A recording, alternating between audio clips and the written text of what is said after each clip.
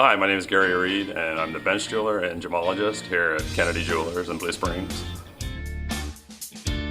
A normal day at work is everything from setting diamonds to simple repairs even. We do a lot of in-house work. Basically, we start with a measurement, and whether we're going larger or smaller, going larger, we add metal to it. So we basically cut the ring and fit a piece of gold to it, and choose a solder that's compatible with the metal,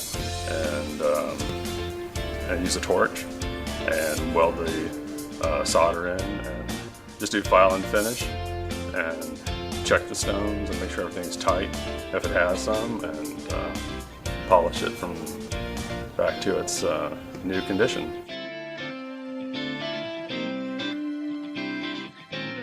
Probably diamond setting is my favorite, and I like working with them, and I think they're probably the most beautiful gemstone.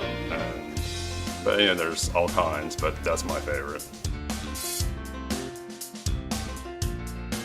I think the most important thing is it all starts with knowledge and experience that we have here at Kennedy's to advise people whether they're choosing a new piece for an engagement ring or an anniversary or just a special occasion.